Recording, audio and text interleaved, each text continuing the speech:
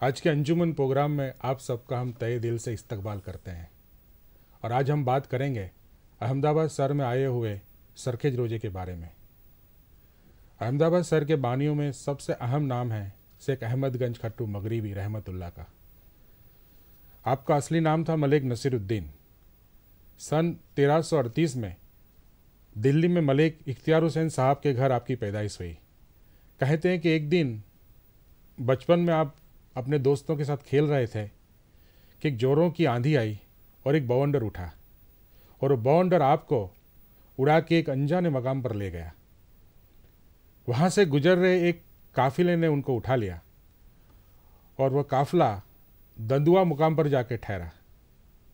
इसी दौरान राजस्थान के खट्टू मुकाम पर रहने वाले हजरत बाबा शेख इश्तियाक साहब को मगरिबी साहब को बशारत हुई कि आप फला फला चेहरे वाला एक लड़का काफिले वालों के पास है, उसे आप ले आएं और उसकी परवरिश करें और उसकी तरबियत का भी ख्याल रखें। हजरत ने ऐसा ही किया और उस बच्चे का नाम रखा शेख अहमद। और अल्लाह ताला की हिकमत देखिए कि वो बच्चा उसी नाम से मशहूर हो गए और आप हजरत अहमदगंज खट्टू कहलाए। आज हम सब जानते हैं कि अपना अहमदाबाद शहर वर्ल्ड हेरिटेज सिटी बनने की ओर जा रहा है और सरखेज का रोज़ा उसका एक अहम हिस्सा है। और इसी सिलसिले में आज हमारे साथ मौजूद है सरखेज की उसी रोज़े के सदर, सरखेज रोज़ा कमेटी के प्रेसिडेंट जनाब अबरार सैयद साहब। आपका इस्तकबाल करते हैं। आप साहब एक शख्सियत हैं जो सादात एसोसिएशन के भी सदर हैं, अल नूर एजुकेशन फाउंडेशन की जो बहरे और गूंगे बच्चों के एजुकेशन के बारे में बहुत डेवलपमेंट का काम कर रही हैं, आप उन्हीं के भी सदर हैं। आप हाई कोर्ट के, गुजरात हाई कोर्ट के एडवोकेट भी हैं। ज़्यादा हम सरखेज के बारे में, आपकी शख्सियत के बारे में और इसकी हिस्ट्री के बारे में हम उनसे आज बात करेंगे। तो सैयद साहब, आपको बहुत खुशी है हमको आपसे साथ बात करने में। शुक्रिया। आज हम ये बात करेंगे कि आप क्या कहना चाहते हैं शेख अहमदगंज खट्टू साहब और सरखेज के रोज़े के बारे में। सरखेज रोज़ा एक क्लास 1 नेशनल प्रोटेक्टेड मॉन्यूमेंट है। सरखेज रोज़ा पूरे वेस्टर्न रीजन के अंदर जो ग्रुप ऑफ मॉन्यूमेंट, एक मॉन्यूमेंट दूसरे मॉन्यूमेंट से जुड़ा हुआ ऐसा ग्रुप मॉन्यूमेंट का one of the biggest monument है।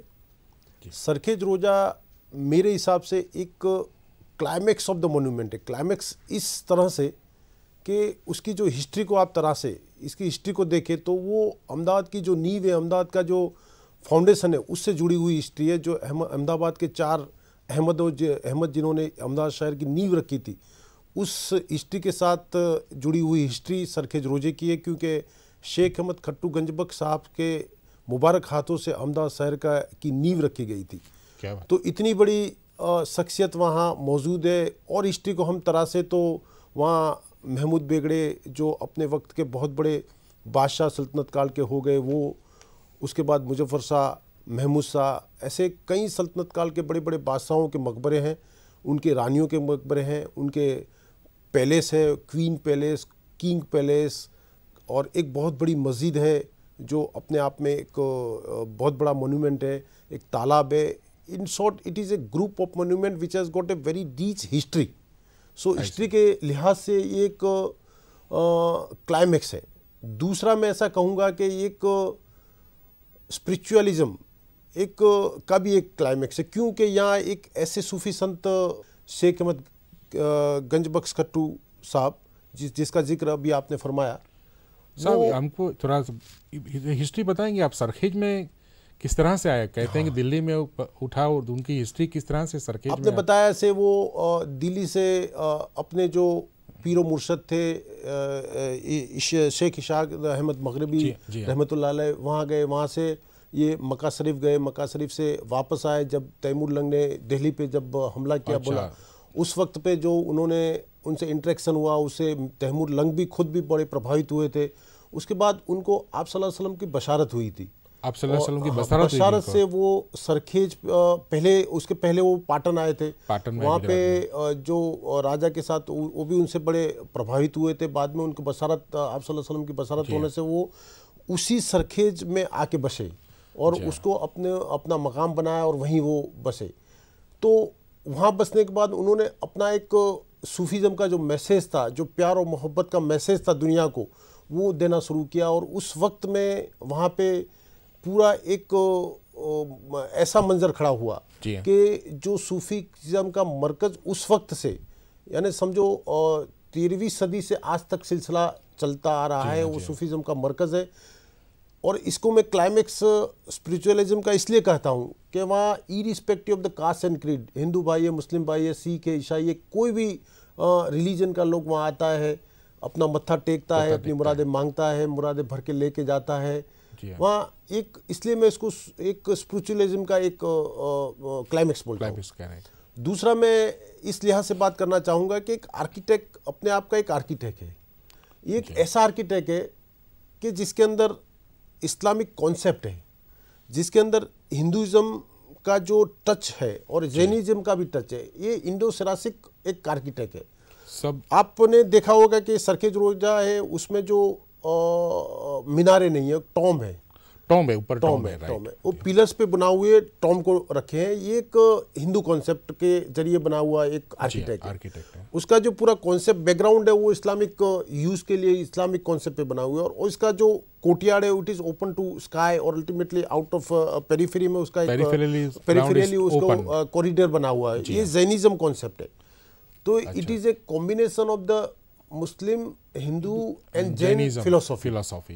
So this is a climax of that aspect. और उसका जो जालियां हैं, जालियां वो अपने आप में एक बेमिसाल जाली है। उसको हम 19वीं सदी का या 14वीं सदी का आईना कह सकते हैं। क्यों कि आप बाहर से खड़े रह सकते हैं तो अंदर का दिखता नहीं है।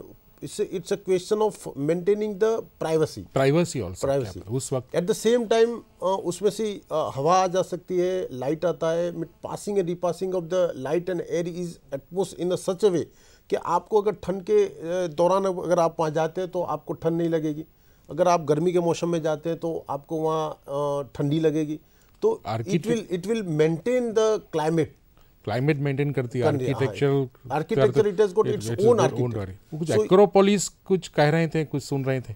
हाँ, ये टाइम्स ऑफ इंडिया ने अभी रिसेंटली एक कैंपेन चलाया था जिसने उसको हेडिंग एक्रोपोलिस दिया था। और ये ग्रीस का बहुत बड़ा जगह है जिसका आर्किटेक्ट भी दुनिया में बहुत मशहूर है। तो उसको इसके साथ कंपेयर करके they try to just highlight the fact. और it is I do agree with that proposition कि ये एक्रोपोलिस है। इस तरह के कंस्ट्रक्शन का दोनों में कुछ सिमिलैरिटी है। सिमिलैरिटी इन द सेंस कि it has also got the very world wide heritage concept. और इसी तरह ये जो सरखेज रोजा है वो भी मैं ऐसा मेरे नज़रिए से मानता हूँ कि न बल्कि सिर्फ गुजरात में लेकिन एक इंटरनेशनल लेवल पे जो इसका आर्किटेक्चरल एस्पेक्ट है वो it has got some similarity to that aspect. And इसलिए उसको एक्रोपोलिस कह सकते हैं उसे। और नेक्स्ट एस्पेक्ट में ये कहना चाहूँगा कि एक सोशलिज्म पैटर्न पे भी अपने आप में एक मिसाल, एक क्लाइमेक्स है। क्योंकि यहाँ पे मैंने अभी आपको बताया ऐसे यहाँ पे irrespective of the caste and creed लोग आते हैं। सही। ये एक सूफीज़म का ऐसा मरकज है क्योंकि सूफीज़म ने एक ऐसा मैसेज दुनिया को दिया है कि बड़ा ओपन मैसेज के हर कौम के हर लोगों को, हर जैसा भी आदमी है वो आके अपने आप में अपनी श्रद्धा को, आस्था को यहाँ व्यक्त करता है। वो अपनी मुरादें कर लेता है, अपनी रीत से वो अपनी खुदा को बंदगी करता है। अब यहाँ जो जन्माष्टमी आती है, जन्माष्टमी का त्यौहार तो जन्माष्टमी के त्यौहार में यहाँ हिंदू भाई है, जो एतराफ़ के हिंदू भाई है, वहाँ आते हैं, भजन मंडली लेके आते हैं, अपने कन्हैया के जन्मदिन को मनाते हैं। उसी तरह उस वक्त मुसलमान भाई आते हैं, मुसलमान भाई सामने बैठ के कव्वाली पढ़ते हैं। क्या बात, दोनों साथ में चलते हैं। और that become the climax of the secularism. वहाँ भरवाड़ और रबारी की भी बस्ती, काफी जो मकरबा गांव में जो जिसका नाम ही मकबरे के पे पड़ा हुआ है,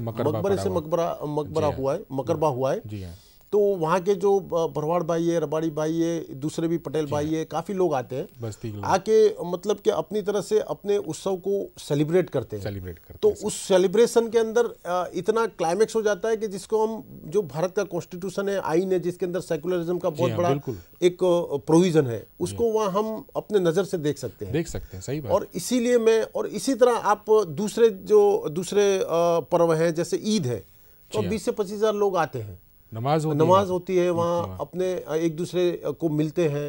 रजब के 4 जुमेरात आते हैं, वो हर जुमेरात के अंदर 10 से 15 हज़ार लोग आते हैं, अपनी मुरादें लेके आते हैं, उर्स के वक्त में आते हैं। तो ये सब एक ऐसा क्लाइमेक्स बनता है कि जिसको हम एक सोशल पैटर्न पे एक क्लाइमेक्स कहते हैं, जो बहुत कम जगह बना जाता है। बिल्कुल सही है। तो इसलिए मैं आपको ये कहूँगा कि ये in every respect it has got its own climax. और लास्ट में मैं ये भी कहूँगा कि ये हमारी सांस्कृतिक विरासत है। बिल्कुल सही बात है, क्योंकि ये जो सिर्फ ईंट और चूने के पत्थर नहीं है, वो अपने आप में एक इतिहास है, अपने आप में एक हिस्ट्री है, अपने आप में कल्चर है, जो 13वीं सदी, 14वीं सदी, 15वीं सदी में अपने आप में गुजरा हुआ एक कल है, जिस कल से हमें सबक लेना है।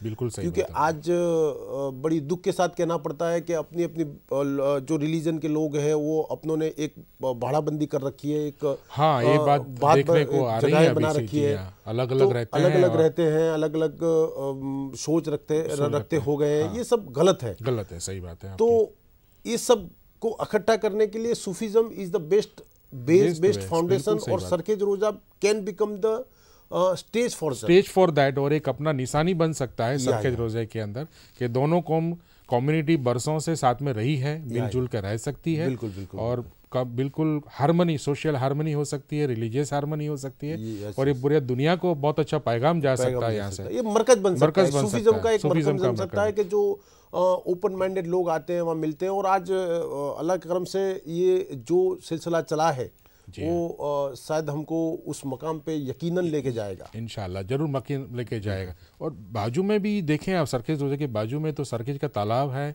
और बादशाह का अपना महल है, रानी का महल है। वो इस तरह का जो आर्किटेक्चर, जो उसका इम्पोर्टेंस है, साथ में एक लुक जो बनता है, जब ये अपने जो सिटी की जो भागदौड़ वाली ज़िंदगी है, मॉल की, कल्चर की, वहाँ से भी अगर लोग घूमने के लिए इधर चले जाएं, तो एक रूहानी उनको पीस मिल सकती है। बिल्कुल। ये आपकी बात से साथ मैं पूरा सहमत हूँ, क्योंकि एनवायरमेंटल का भी क्लाइमेक्स है। जी हाँ। देखिए, हम जो कंक्रीट का जंगल बना रखा है हमने, जिसमें लोगों को हवा लेने के, सांस लेने के लिए भी तकलीफ होती है, तो ऐसी इतनी ओपन जगह, ऐसे माहौल के अंदर मिलना मुश्किल है। तो आज हमारे पास ये जगह है जो बड़ी ओपन है, जो एनवायरमेंटल व्यू पॉइंट से भी अपने आप में एक क्लाइमेक्स है। तो आपने ठीक फरमाया कि वहाँ बहुत बड़ा 17 एकड़ का तालाब है। सर, मैं आपको एक ये भी पूछना चाहता हूँ कि आपने कब से यहाँ इसका कार्यभार, जो when you took the charge as a secretary, आप कब बने? हम 1995 के दौरान हमको कोर्ट से यहाँ नियुक्त किया गया एज ए सदर of the Sarkhej Roza committee, जो हमारे साथ में दूसरे अहमदाबाद शहर के 7 दूसरे साथी भी हैं, जिसकी पूरी सरखेज रोजा कमेटी बनती है। जब हमने चार्ज लिया तो वहाँ काफ़ी ये जानना कि उस वक्त क्या पोजीशन थी, और अभी जो हम चेंज देख रहे हैं, तो आपको दिक्कत का सामना करना पड़ा होगा। आपको जो मॉन्यूमेंट का अभी जब एज अ चार्ज लिया होगा तब और आज में क्या फ़र्क है, और किस तरह से आपने धीरे धीरे करके इस मंजर पर पहुँचे आप? जब हमने चार्ज लिया तो बड़े दुख के साथ कहना पड़ता है कि उसका जो पूरा जो एक्सेस था, जो जाने का रास्ता था, वो पूरा ब्लॉक कर दिया गया था। अच्छा, सिर्फ 5 फुट का रास्ता वहाँ था। लोग आते थे, इतने बड़े मॉन्यूमेंट को देखते थे, लेकिन जाते ही उनके दिल में कुछ दर्द लगता था। और specially as a office bearer of the committee, हमको खुद को भी ऐसा लगता था कि इसका कुछ करना चाहिए। जी हाँ। तो इस सोच के अंदर हम इधर उधर लोगों से मिलते रहते थे। उस दौरान हमें औडा का जो अहमदाबाद शहरी विकास सत्ता मंडल, जिसे नाम से जानते हैं, उसके जुडिक्शन में ये एरिया आता था, ये मॉन्यूमेंट आता था, उससे हमने राब्ता किया।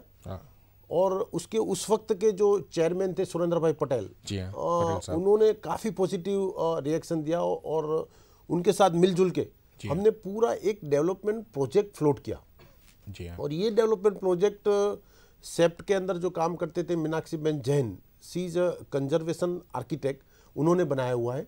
और उसमें हम स्टेप बाय स्टेप उसको इम्प्लीमेंट कर रहे हैं। तो पहले हमने जितने भी इसके पेरिफेरियल एरिया में जितने भी एनक्रोचमेंट थे उसको हमने दूर कर दिया। जी हाँ। और उसके अंदर कई दिक्कतें आई। आपने पूछा क्या दिक्कतें आई, तो काफ़ी दिक्कतें आई हमको। उसमें कोर्ट लिटिगेशन का भी सामना करना पड़ा। कोर्ट का तक, लिटिगेशन, हाँ, हाई कोर्ट में पिटीशन हुई कि इनको यहाँ से जो आप हटा रहे हैं वो क्यों हटा रहे हैं, ये सवाल जवाब हुए। अल्टीमेटली जो हमारा मनसा था कि एक अच्छा मोन्यूमेंट बनाए, तो कोर्ट ने भी उनकी एप्लीकेशन खारिज कर दी गई और हमने पूरे जितने भी एनक्रोचमेंट थे वो सब दूर कर दिए। उसके बाद राफ्ता जो दूसरे भी उसके अंदर प्रोविज़न थे जो डेवलपमेंट प्रोजेक्ट में, उसको हमने इम्प्लीमेंट करने की कोशिश की। हमने वहाँ पे जो अंदर लोग बैठते थे जो कुछ बेचा करते तो उनको बाहर रिक्वेस्ट करके बाहर निकाले, होकर्स को बाहर, इलीगल एनक्रोचमेंट अंदर के थे उनको भी सबको बाहर निकाल दिए। कई जगहों पे हमने बाउंड्रियाँ बना दी। और खास करके जो तालाब का किनारा था, किनारे को लोगों ने बहुत एनक्रोच कर रखा था, उसको पूरा उसका एनक्रोचमेंट दूर करके वहाँ बड़ा खूबसूरत एक गार्डन बनाया गया है। और ये गार्डन औडा संस्था ने बनाया, जिसने उसको डेवलप किया और it has been handed over to the Sarkhej Roza committee for the purpose of the maintenance. और आज की तारीख में वहाँ बड़ा खूबसूरत गार्डन बनाया हुआ, उसके साथ में एक एम्पी थिएटर बनाया हुआ है। अच्छा। हाँ, और वहाँ कल्चर प्रोग्राम हुआ करते थे। उसके साथ साथ हमने लोगों में अवेयरनेस पहुँचे, इसलिए कई बार हमने कुछ कल्चरल प्रोग्राम भी किए। वहाँ एक तारीखी मुशायरा हमने रखा था 2007 में, जिसमें पूरे हिंदुस्तान के मशहूर शायरों को शायर वहाँ पर आए थे। अच्छा। और अपनी पूरी शायर कलाम को वहाँ पेश किया था। उसके अलावा हमने फ्रांस एलियास नाम की एक संस्था है, उससे ज़रिए उसके मातहत तो हमने कुछ कल्चरल प्रोग्राम रखे थे और भी कई प्रोग्राम रखे। रिसेंटली आपने सुना होगा कि जो इंटरनेशनल हेरिटेज वीक था, जी हाँ, उस वीक को हमने सेलिब्रेट किया। हमारे जो गुजरात के माननीय मुख्यमंत्री नरेंद्र भाई मोदी साहब है, वहाँ आए थे। उन्होंने वहाँ उस इंटरनेशनल हेरिटेज वीक का उद्घाटन किया। उसके साथ साथ हमने जो सरखेज के मोन्यूमेंट है उसकी हिस्ट्री क्या है उस बताने के लिए पैनल्स को रखे हैं और उसका पूरा परमानेंट एग्जीबिशन सेटअप किया है। उस एग्जीबिशन का भी जो उद्घाटन है नरेंद्र भाई मोदी साहब ने किया। उनके साथ हमारे शहर के मेयर साहब आए थे, औडा के चेयरमैन साहब आए थे, कई पूरी सोसाइटी के पूरे अहमदाबाद के अच्छे अच्छे लोग आए थे। सबने देख के यही कहा कि इस मोन्यूमेंट को इस हद तक ले जाना चाहिए ताकि हम वर्ल्ड हेरिटेज की तरफ जो जा रहे हैं अहमदाबाद सिटी, उसके साथ साथ हम भी जुड़ जाए। बहुत सही बात आपने। तो मेरा उस वक्त रिएक्शन ये था कि हमने ऑलरेडी वर्ल्ड हेरिटेज मोन्यूमेंट में इस मोन्यूमेंट को दर्ज कराने के लिए नॉमिनेशन फाइल कर दिया है। तो जस्ट विद दैट जो अहमदाबाद सिटी अगर वर्ल्ड हेरिटेज सिटी में अगर आ जाता है तो हमारी ये दुआएं, हमारे सपोर्ट है अहमदाबाद सिटी को। बिल्कुल सही बात और उसके साथ साथ हम ये भी चाहेंगे कि सरखेज रोजा को भी वर्ल्ड हेरिटेज मॉन्यूमेंट का एक स्टेटस मिले ताकि हम उसको उस लेवल तक ले जा सके कि जो लेवल पे सरखेज रोजा है या होना चाहिए। सही बात है। तो ये भी हमने काम किया है। दूसरा जो आपने फरमाया कि डेवलपमेंट के बतौर हमने कई बुक्स को शाये किए, बुक्स भी वहाँ पे। अच्छा, तो मीरात अहमदी, मीरात सिकंदरी जो एक ऑथेंटिकेट बुक हिस्ट्री की कही जाती है, अहमदाबाद की, गुजरात की जो हिस्ट्री अपने आप में सल्तनत काल में रही है, उसके बाद की, उसके पहले की, वो हिस्ट्री को हमने फिर से उजागर किया, उसको फिर से शाया किया। और भी हजरत की लिखी हुई किताबों को हमने शाया किया। उन्होंने जो है मेन्यूस्क्रिप्ट अपने कुरान शरीफ लिखे हुए थे, वो मेन्यूस्क्रिप्ट वहाँ पे हमने है। तो वो उसको हमने सेटअप करके एक पूरा कपबोर्ड बना के उसमें रखा हुआ है ताकि हमारे आने वाली नस्ल भी इसको देख सके कि भी एक जो हमारा जो अतीत था, जो हमारा पहले का वक्त था, वो क्या था, उससे हमें क्या सीख लेना चाहिए, क्या सबक लेना चाहिए। तो मैं ये चाहूँगा कि ये इसको पूरा जितना भी हमारा समाज है, जो हमारा गवर्नमेंट है, स्टेट गवर्नमेंट है, सेंट्रल गवर्नमेंट है, जितने भी NGOs है, उसको मदद करे ताकि हम सरखेज रोजा कमेटी उसको जो मुकाम पे ले जाना चाहते हैं वो मुकाम पर पहुंचा सके। एक बात ये भी देखने को मिलती है कि ये सरखेज की जगह दो चीज़ में अहमियत रखती है। एक तो टूरिज़्म को भी यहाँ बढ़ावा हो सकता है और स्पिरिचुअलिज्म, दोनों का कॉम्बिनेशन है इधर। और ये जो कम्युनिटी बेस जो आपने बताया, वो तो जन्माष्टमी अगर वहाँ सेलिब्रेट होती है, वहाँ पे ईद भी सेलिब्रेट होती है, तो कम्युनल हार्मनी गजब यहाँ पे दिख रही है। साहब क्या कह रहे हैं आप? टूरिज्म की बात आपने छेड़ी तो मैं कहूँगा कि टूरिज्म के लिए this become one of the best destination in Gujarat itself. क्योंकि एक जैसे हमारी सरकार ने टूरिज्म को काफ़ी प्रमोट कर रखा है, तो जो मेडिकल टूरिज्म है और कई सेक्टर में टूरिज्म है, ऐसा एक हेरिटेज टूरिज्म भी डेवलप हो सकता है। ये एंशिएंट हेरिटेज है और ये क्लास 1 नेशनल प्रोटेक्टेड मॉन्यूमेंट है। तो उसमें जैसे मैंने आपको बताया कि आर्किटेक्ट वाले जो सेप्ट के बच्चे हैं या NID के बच्चे हैं, वो आके अपने आप वहाँ स्टडी करते हैं उस आर्किटेक्ट को। तो उनके सिलेबस में ये है, ये रखते हैं और अच्छी उसको बात अब स्टडी के तौर पे भी उसके और भी कई जो जानकार जो फॉरेनर्स आते हैं वहाँ पे, हमें हमारे पूरे हिंदुस्तान के कई मुल्कों के लोग आते हैं।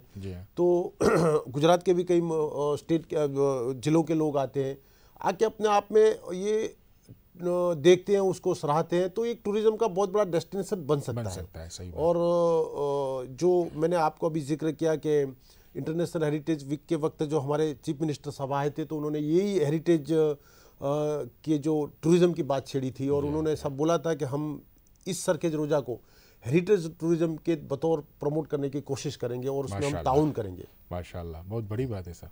तो ये प्रोजेक्ट में आप फ्यूचर के लिए क्या करना चाहेंगे? आप प्रोजेक्ट में हम चाहेंगे कि जो सरखेज रोजा का जो मॉन्यूमेंट है, it is under the control of the central archaeology survey of India. जी हाँ। जो आर्कोलॉजी सर्वे ऑफ इंडिया यानी सेंट्रल गवर्नमेंट का एक विभाग है, एक डिपार्टमेंट है, वो देखता है। और उसके जो पेरिफेरियल एरिया है वो स्टेट गवर्नमेंट के बतौर है। तो जैसा हमने बोला कि सरखेज हमेशा एक कॉम्बिनेशन रहा है, तो एक सरखेज स्टेट गवर्नमेंट और सेंट्रल गवर्नमेंट का भी कॉम्बिनेशन इस तरह बन चुका है। तो मैं चाहूँगा कि अंदर का जो मॉन्यूमेंट है, सरखेज मॉन्यूमेंट इटसेल्फ, वो central government archaeology survey of India एक अच्छी तरह से उसको डेवलप करे। और मैं यहाँ ये भी कहना चाहूँगा कि 2006 के अंदर हमारे भारत के राष्ट्रपति कलाम साहब वहाँ आए थे, तो उसके आने के बाद हमें काफ़ी उसके फ़ायदे मिले हैं। उनके साथ उस वक्त भी हमारे नरेंद्र भाई मोदी जो चीफ मिनिस्टर साहब थे उनके साथ आए थे, गवर्नर साहब भी आए थे। तो उनके आने से एक लोगों में अवेयरनेस आ गई थी और उसके बाद आर्कोलॉजी सर्वे ऑफ इंडिया ने काफ़ी अच्छी पॉजिटिव रीच से हमें सपोर्ट किया है। उन्होंने काफ़ी अच्छा अंदर का जो पूरा फ्लोरिंग चेंज कर दिया है, जो उसको केमिकली वॉश किया है, उसको जो थोड़ा पब्लिक कन्वीनियंस की कितनी लेटरिन बाथरूम बनाने की भी कोशिश की है, मतलब काम किए हैं। तो वो अंदर का जो पोर्शन है वो आर्कोलॉजी सर्वे ऑफ इंडिया अच्छी तरह काम कर रही है। और पेरिफेरियल एरिया के अंदर मैंने आपको बताया से पहले औडा अहमदाबाद शहरी विकास सत्तामंडल ने काफ़ी रोड बनाए, उसके बाद गार्डन डेवलप किया और कई सुविधाएं उपलब्ध करवाई। अब जब औडा का जुडिक्शन वहाँ से हट के अहमदाबाद म्यूनसिपल कॉरपोरेशन आई है, तो कॉरपोरेशन के जो मेयर साहब आए थे उनसे भी हमारा काफ़ी इंटरेक्शन रहा और कमिश्नर साहब ने भी वहाँ विजिट किया, उनसे भी अच्छा इंटरेक्शन रहा। उन्होंने भी जो पेरिफेरल एरिया में जितने भी हमारी दिक्कत थी वो हमारी बात सुने। उसको मेन जो एक्सेस होता है किसी भी मॉन्यूमेंट पे जाने के लिए, एक्सेस बड़ा बहुत इंपॉर्टेंस होता है। तो उसको कैसे जोड़ा जाए उसके बात को सोचा गया, उसको काफ़ी हद तक काम भी उन्होंने शुरू कर दिया अहमदाबाद म्यूनसिपल कॉरपोरेशन ने।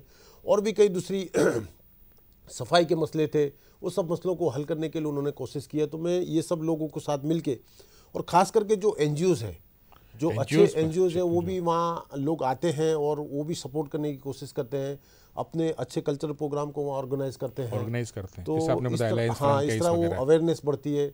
तो इस तरह हम एक पूरे सरखेज रोजे को मुहिम को चलाने की कोशिश कर रहे हैं और उसमें अच्छे लोगों का, गवर्नमेंट का, सबका ताउन। बिल्कुल सही। और पब्लिक ट्रांसपोर्टेशन कैसा है उधर आने के लिए? अगर आम जनता आना चाहे तो आ सकती है कि रोड के बस वगैरह? मैं ये कहूँगा कि जो रोड की सुविधाएं अच्छी है, पहले मतलब उसकी 3-4 कनेक्टिविटी कर दी गई है नई। SG हाईवे के आने के लिए सीधी स्टेट वे एक रोड नया बनाया हुआ है अहमदाबाद वहाँ पहुँचने के लिए, सरखेज गांधीनगर हाईवे से। एक सामने के पोर्शन से जो प्रहलाद नगर साइड से आने के लिए भी एक नया रोड उपलब्ध कराया गया है। जो ओरिजिनल 2 रोड थे मकरवा गांव से आने के और सरखेज की तरफ से आने के, वो रोड को भी अच्छे ठीक तरह से बनाया गया है। तो that road has been built up in the good way. अभी ट्रांसपोर्टेशन कैसा है कि जो इसकी AMTS की बसें वो आती है, लेकिन हमने गवर्नमेंट से दरखास्त की है कि जो अहमदाबाद म्यूनसिपल कॉरपोरेशन अपनी बस चला रहा है, जी हाँ, जिसके अंदर अहमदाबाद सिटी को देखने के लिए जो विजिटर्स आते हैं उनको लेके वो बस निकलती है। अच्छा। वो बस वहां तक आनी चाहिए। हमने गुजरात टूरिज्म को भी रिक्वेस्ट किया है कि जो गुजरात दर्शन की जो बस निकलती है वो बस भी सरखेज पे आनी चाहिए, ताकि जो विजिटर्स आते हैं वो भी वहां तक पहुंच सके, मतलब सरखेज को देख सके। और आपको फंड वगैरह का कैसा करते हैं आप? फंड की तो हमें ऐसा है कि सरखेज रोजा कमेटी के पास तो इतना ज़्यादा फंड नहीं है। एक्चुअली सरखेज रोजा कमेटी की पहले बहुत सारी जगह थी, लेकिन जो इनाम एबुलेशन एक्ट आया, उस एक्ट के तहत ये ज़मीनें उस स्टैच्यूट के तहत जिसका जो होल्डर था उसको वेस्ट हो गई। तो at this point of time हमारे पास इतनी जगहें या फंड, इतने रिसोर्सेज नहीं है, so we are normally depending on the government. As मैंने आपको बोला कि इनसाइड की जो जगह है, वो इनसाइड की जगह के लिए सेंट्रल गवर्नमेंट से हम बार बार राब्ता करते हैं, गवर्नमेंट रिस्पॉन्ड करती है। पेरिफेरल एरिया के लिए हम स्टेट गवर्नमेंट के साथ राब्ता करके उनसे भी मदद मांगते हैं और उन मिलता है। तो in all we are trying to have the cumulative resources, उससे हम फंड ज़्यादा मिला कर उसको डेवलप करने की कोशिश करते हैं। साथ में ये भी हम जानना चाहते हैं कि इसके जरिए आप मैसेज क्या देना चाहते हैं?